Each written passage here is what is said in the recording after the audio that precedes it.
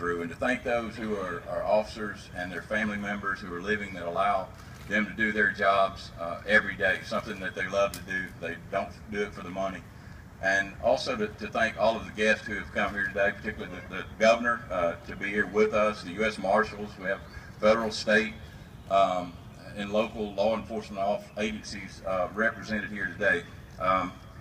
You know, I went to Hattiesburg yesterday. This is a somber occasion ordinarily for me, but it is particularly so today after I had an opportunity to witness in the eyes of the mothers who lost their sons in the line of duty at yesterday's memorial. And the sisters and the brothers and the family members. And, you know, I saw just the quality of those parents and how they, the virtuous people who gave their sons up for the ultimate sacrifice for us, to protect us. And, you know, Mississippi has come together. I was proud of our All-American city of Hattiesburg, how they've handled this situation and gotten through some tough times. And it was really impressive. But today, with that fresh on our minds, it makes this observation and a show of appreciation of our law enforcement much more difficult. You know, to us in the law enforcement world, you know, terms like God, duty, honor, country, officer down, those terms bring, you know, they stir emotions among us.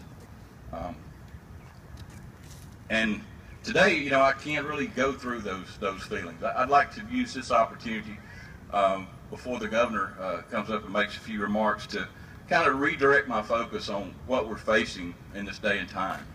You know, what's happened to law enforcement is society has just dumped its ills on us to take care of a situation and to protect us. And when we, as members of society, hadn't done our job to prevent a lot of the issues of crime and spend our money where we need to in areas of prevention and many other areas. I think my call to you today in law enforcement is that during next legislative session that we come to this legislature and push for issues that will help us in the law enforcement arena. You know, particularly areas that we refocus back on prevention and programs that deal with children so that they get to know a law enforcement officer. Programs like Badges for Baseball. That's a program that's sponsored by Cal Ripken, and they do like a 3-to-1 match or a 4-to-1 match. And that gives kids an opportunity around the baseball. That's the magic that draws kids to the baseball field, that they have a coach, a volunteer law enforcement officer who volunteers, and in the community they get to know a law enforcement officer.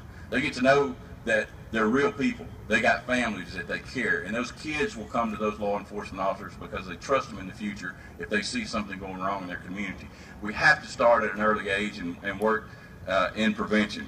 Another area that we have a lot of work to do is on reentry, and I know in work with the Supreme Court and the Federal District Court, we've begun that process of working toward reentry, but we didn't do it last session in the legislature. You know, for the shooter in Hattiesburg, you know, while he was in prison, had an opportunity to learn job skills and gotten a job and done something, maybe we wouldn't have had that tragedy to occur. So we have a lot to do in the area of reentry as well.